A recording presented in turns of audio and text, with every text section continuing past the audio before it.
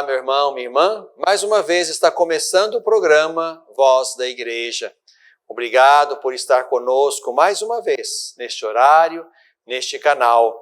Estamos no nosso caminho quaresmal, caminho de conversão do coração, caminho de voltar a Cristo, recomeçar a partir de Cristo, fazer-nos discípulos, fazer-nos aprendizes de Cristo nesse caminho, de modo que possamos celebrar a Páscoa renovados, revestidos de novo do Cristo, em cujo mistério fomos inseridos a partir da fé e do batismo. Bebendo da fonte é o nosso primeiro bloco. Vamos mergulhar no texto que utilizaremos na liturgia deste terceiro domingo da Quaresma, enriquecidos também com a solenidade de São José. Temos então, portanto, muitos motivos para alegrar-nos e muitos exemplos humanos, fecundos e luminosos, a partir dos quais podemos repensar o nosso caminho e a nossa via de conversão. Vamos então tomar o texto desse domingo. É o texto de Lucas capítulo 13, versículos de 1 a 9. Nesse momento, chegaram algumas pessoas trazendo a Jesus notícias a respeito dos galileus, cujo sangue Pilatos tinha misturado ao dos sacrifícios que ofereciam. Jesus lhes respondeu: pensais que esses galileus eram mais pecadores do que todos os outros galileus por terem sofrido tal coisa? Digo-vos que não. Se não vos converterdes, porém, perecereis todos do mesmo modo. E aqueles 18 que morreram quando a torre de Siloé caiu sobre eles? Pensais que eram mais culpados do que qualquer outro morador de Jerusalém? Eu vos digo que não. Se não vos arrependerdes, porém, perecereis todos do mesmo modo. E Jesus contou-lhes essa parábola. Certo homem tinha uma figueira plantada na sua vinha e foi lá procurar figos, mas não encontrou. Então disse ao agricultor: já faz 3 anos que venho procurando figos nesta figueira e nada encontro. Corta. Para que ela ocupa inutilmente o terreno? Ele, porém, respondeu: Senhor, deixa ainda este ano, vou cavar em volta e pôr adubo. Pode ser que venha a dar fruto, caso contrário, tu a cortarás. Meu irmão, minha irmã, este texto de Lucas, que é só de Lucas, não o encontramos nos outros evangelistas, esse texto nos põe bem na dinâmica quaresmal. Por 2 vezes, Jesus, então, diz nesse pequeno texto: se não vos converterdes, ireis morrer todos do mesmo modo.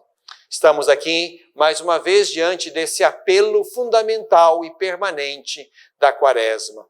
Convertei-vos e crede no Evangelho, como nós ouvimos lá na abertura deste tempo, na quarta-feira de cinzas. Aqui estamos diante de 2 eventos trágicos.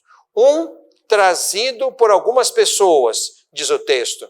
O outro, Jesus acrescenta, como quem quisesse colocar ainda um segundo ensinamento ou um segundo exemplo. Aqui estamos diante de coisas inesperadas.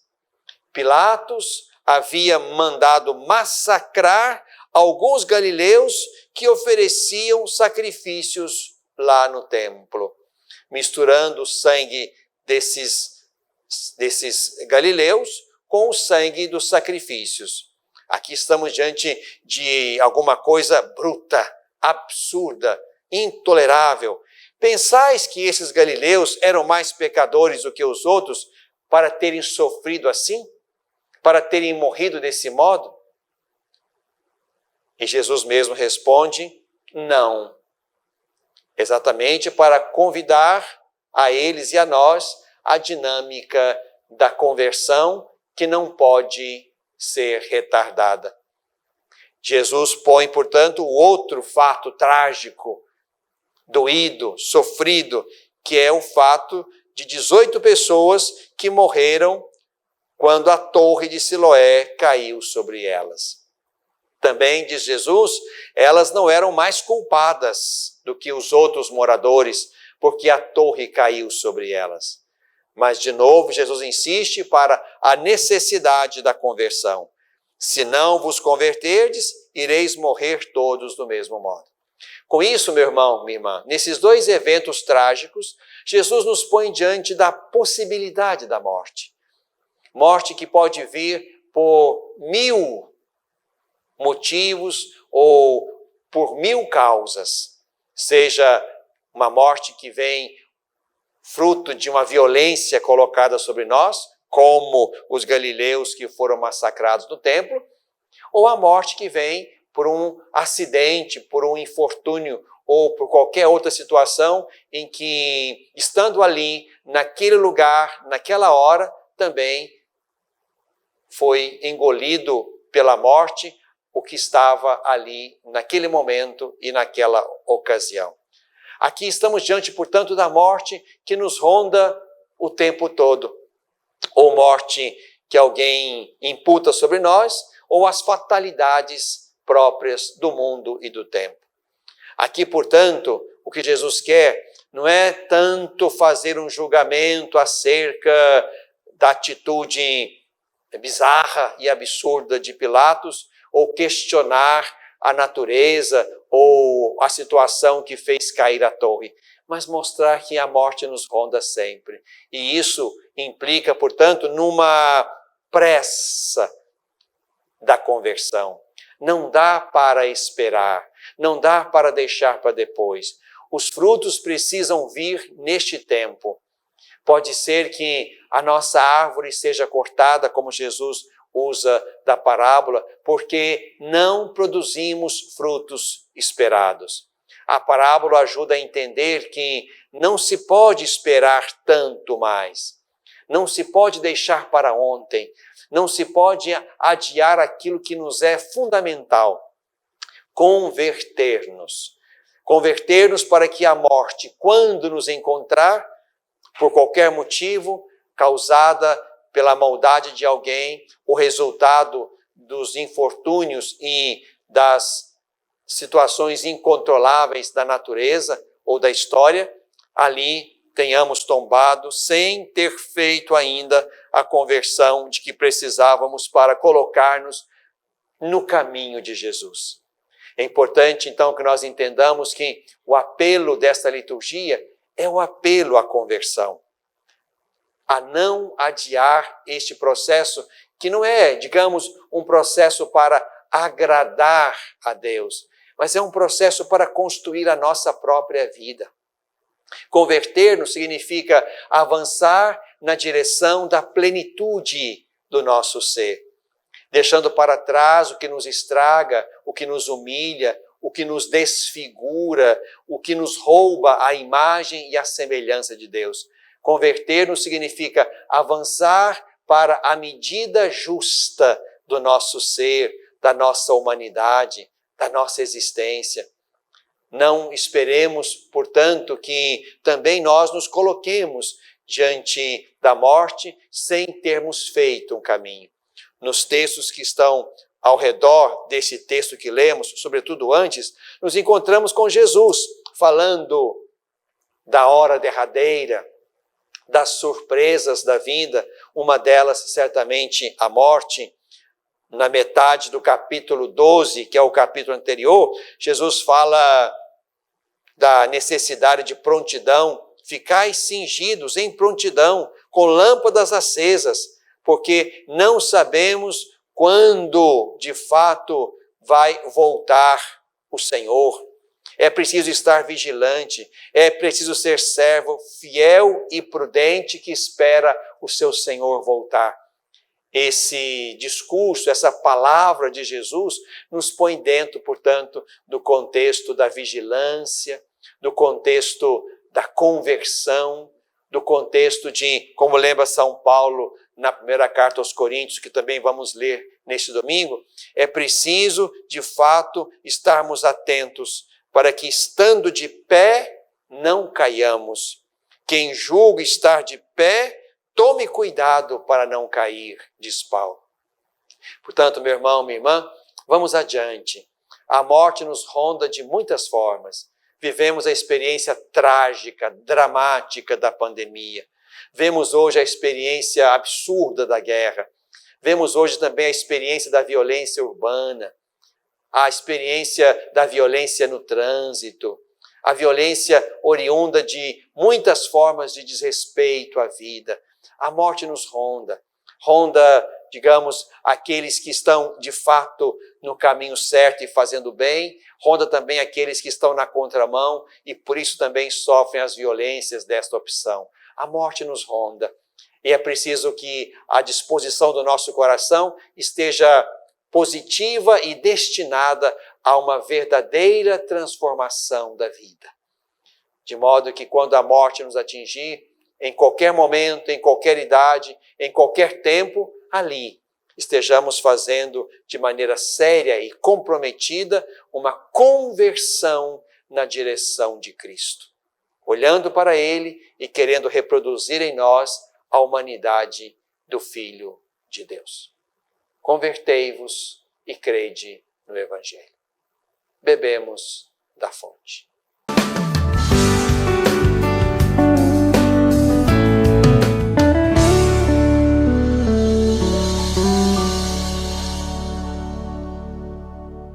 Olá, meu irmão, minha irmã, estou precisando da sua ajuda para que juntos possamos zelar pelas vidas dos idosos que estão lá no nosso lar dos idosos. Precisamos da sua ajuda para manter aquela casa. A sua pequena contribuição mensal, fazendo-se amigo do lar, vai nos ajudar a comprar medicamentos, comida, material de higiene, material de secretaria, pagar a folha de funcionários, também aquilo que diz respeito aos gastos mensais daquela casa. Você pode ser, portanto, um amigo do nosso lar dos idosos. Aqui no telefone que está na tela, você pode então ter mais informações de como nos ajudar nessa obra de cuidado da vida. Ajude-nos, é o nosso pedido. Obrigado pelo seu sim.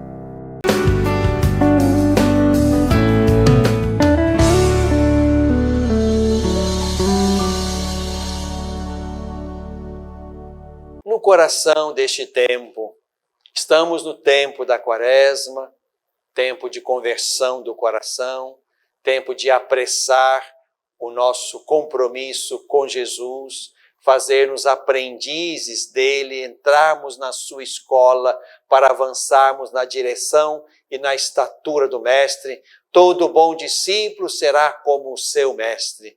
Esta é, digamos, a medida e o ideal que damos a nós mesmos enquanto estamos no caminho de Jesus. Estamos na Quaresma, estamos também no tempo da campanha da fraternidade, neste ano pensando mais uma vez a educação. Fala com sabedoria, ensina com amor, é o lema. E dentre as muitas coisas que podemos hoje, neste segundo bloco, pensar sobre a campanha, sobre a educação, sobre os agentes que intervêm no processo de educação das novas gerações, aqui podemos pensar, sem dúvida alguma, o lugar primordial da família. A família como responsável, a primeira e permanente responsável do processo educativo. E acho que temos um bom pretexto para falar disto, da família como lugar de educar para a plenitude da vida.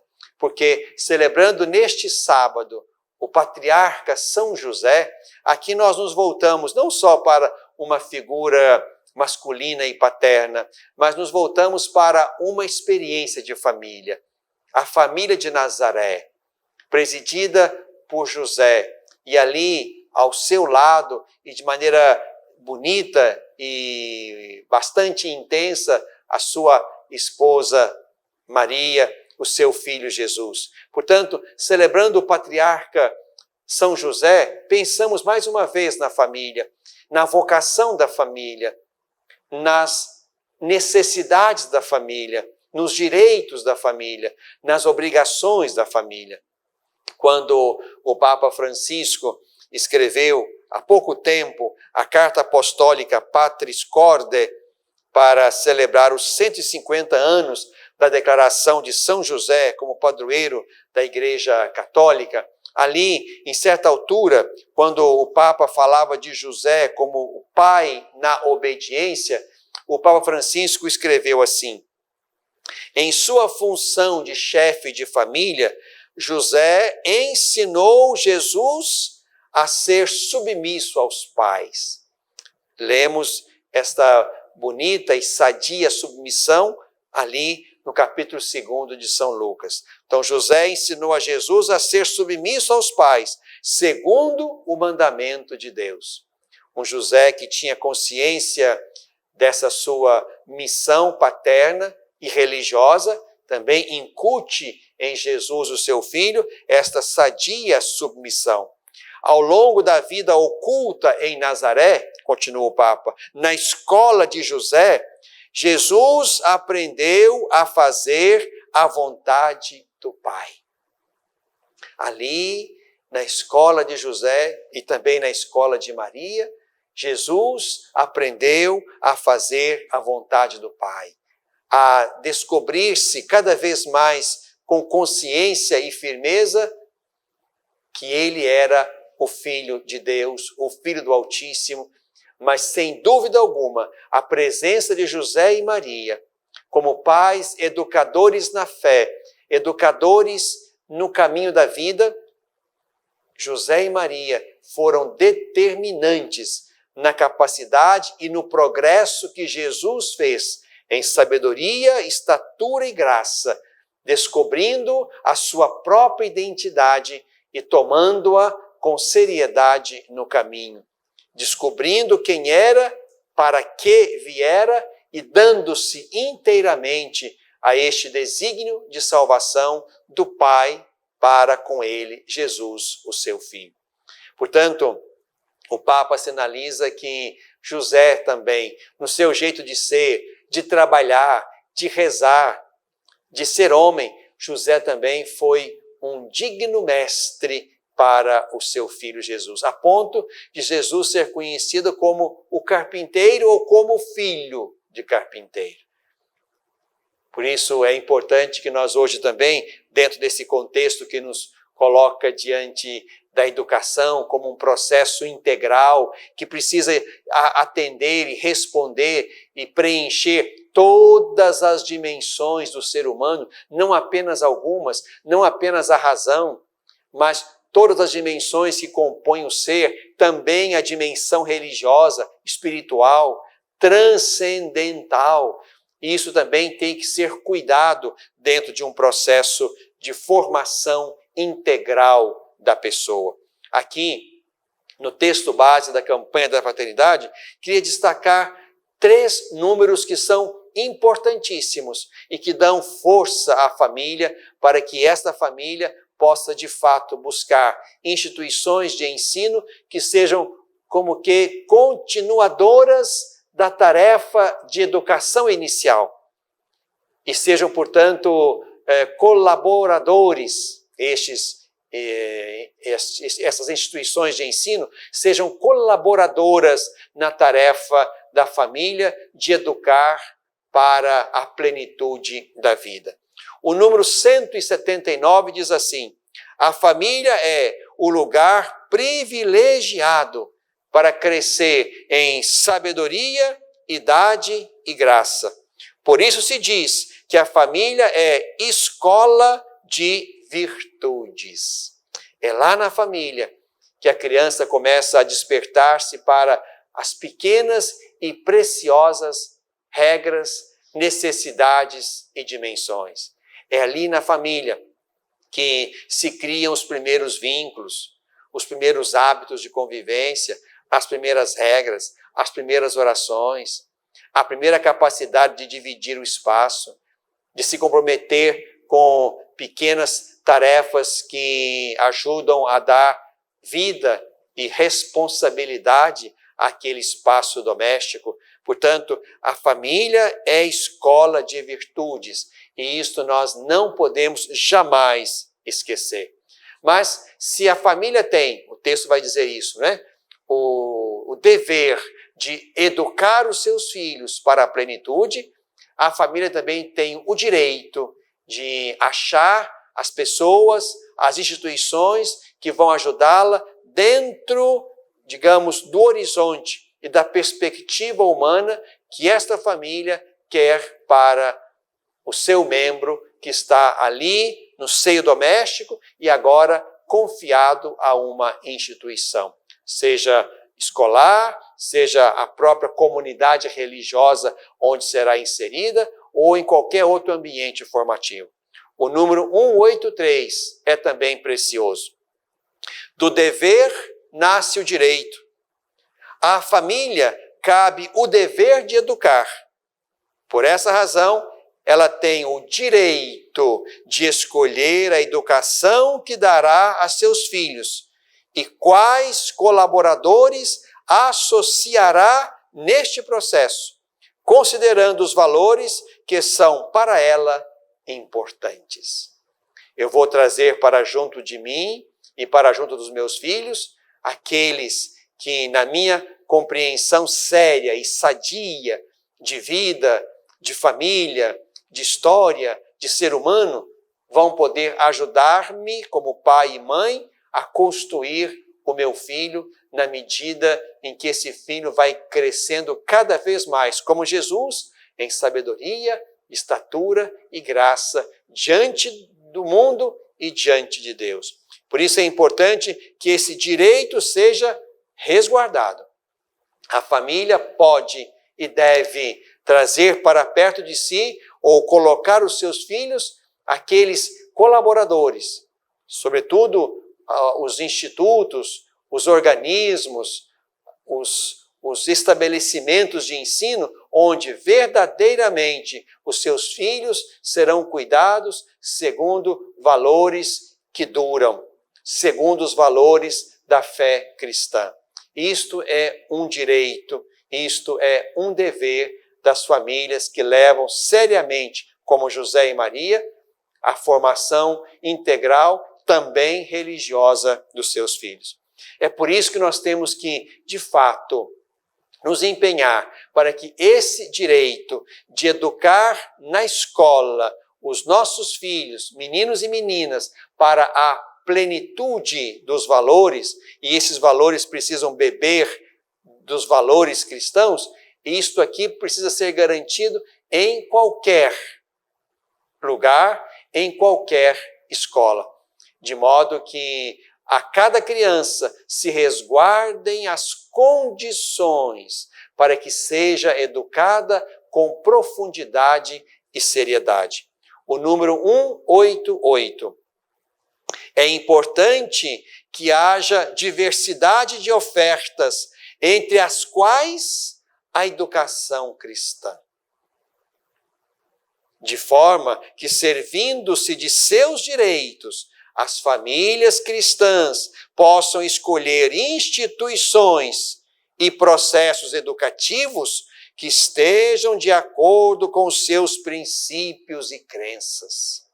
Assim, continua, é necessária a garantia da coexistência de diferentes propostas educativas, entre as quais a cristã, de forma a garantir o direito das famílias de optarem por uma educação em continuidade com os seus valores, pois os filhos não podem ser obrigados a frequentarem aulas que estejam em desacordo com a sua fé.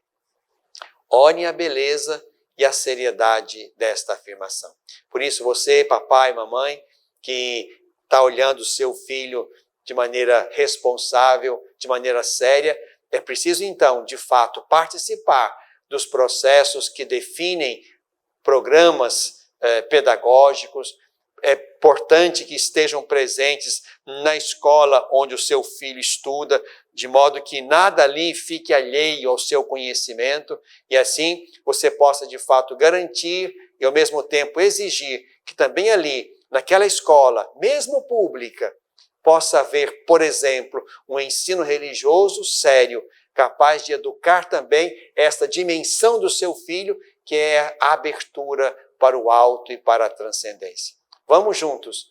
Esse tempo da campanha da fraternidade nos faz pensar, repensar e dialogar sobre esse processo que não pode faltar nem falhar, porque precisamos educar nossas novas gerações e cada um dos nossos jovens para uma medida de vida que os configure sempre mais a Jesus, a maturidade humana do Filho de Deus, no coração deste tempo.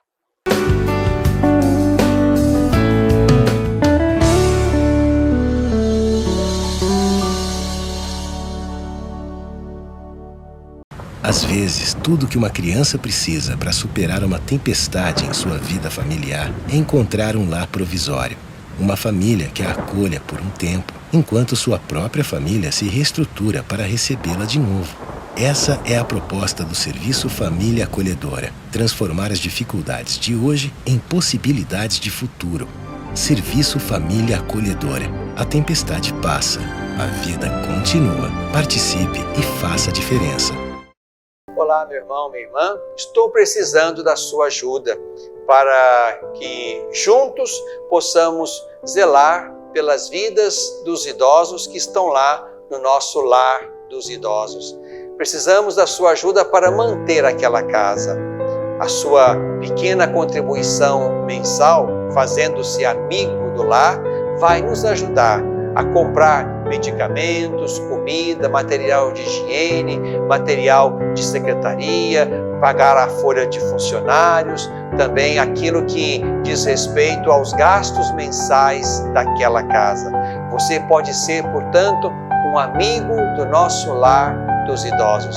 Aqui no telefone que está na tela, você pode então ter mais informações de como nos ajudar nessa obra de cuidado da vida. Ajude-nos, é o nosso pedido. Obrigado pelo seu sim.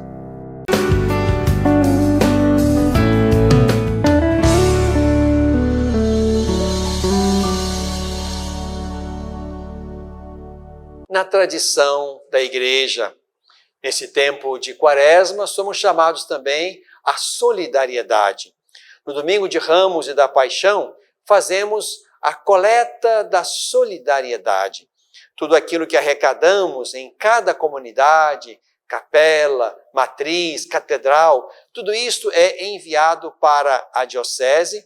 Uma parte desse valor fica ali, outra parte vai para a CNBB Nacional, para o socorro, o atendimento, para dar resposta e realidade a projetos ligados à temática da campanha.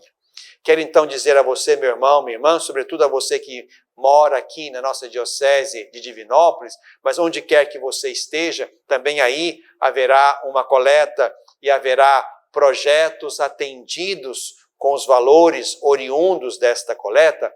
Quero dizer para você então que mora, que vive, que faz o seu caminho de fé aqui na diocese de Divinópolis, que você pode apresentar algum projeto ligado à educação. A educação formal, a educação informal, projetos que querem responder à demanda humana de educar para a plenitude da vida, educar de modo integral. E aqui se pode pensar os projetos ligados às escolas convencionais, em alguma perspectiva, também os projetos ligados à educação ecológica, à educação política, à educação ambiental, a educação de classes sociais que demandam um cuidado particular, educação para a arte, enfim. Nós temos hoje muitos organismos na igreja, na sociedade, muitas ONGs também que se ocupam de processos educativos sérios. Então você pode acessar o nosso portal diocesano, diocesedivinópolis.org.br, e ali você vai encontrar o edital, o nosso edital para projetos ligados à campanha da fraternidade deste ano. E ali apresentar então o seu projeto, a sua solicitação financeira. O grupo gestor desta coleta vai então receber todos os projetos, ler cada um e tentar responder na medida do possível e na medida em que os projetos estiverem em consonância com os critérios do edital. Muito importante frisar, projetos que estejam em comunhão com aquilo que a fé cristã ensina, pede e exige de nós. Este certamente é um critério fundamental e importante. Mas você pode então acessar lá o nosso portal para ler, conhecer o edital e apresentar, portanto, algum projeto ligado a essa temática. A nossa coleta será então no dia 10 de abril. 10 de abril, domingo de Ramos da Paixão. Se você vai àquele dia, é muito importante que vá, o caminho inicial da nossa Semana Maior, leve ali a sua oferta e ela vai ser, portanto, ajuntada a outras tantas pequenas ofertas e com essas ofertas, com esse valor, vamos apoiar muitas e belas iniciativas de educação formal e informal no meio de nós, ajudando assim a construir o ser humano na sua integralidade e fazendo crescer em múltiplas dimensões que formam o nosso ser, na tradição da Igreja.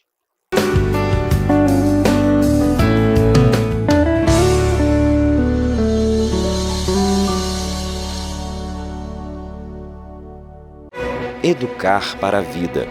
Formar homens e mulheres para a plenitude. Uma educação católica. Lembro-me bem, quando era criança, da importância de minha família em toda a minha educação. Aprendi que a fé e a razão, o conhecimento, são bases que se complementam para se formar um ser humano íntegro. Valores e virtudes fundamentais para ser quem eu sou e sempre agir com coração e alma para alcançar os objetivos mais altos. Hoje, na formação de meus filhos, compreendo que educar é, sobretudo, uma obra de amor.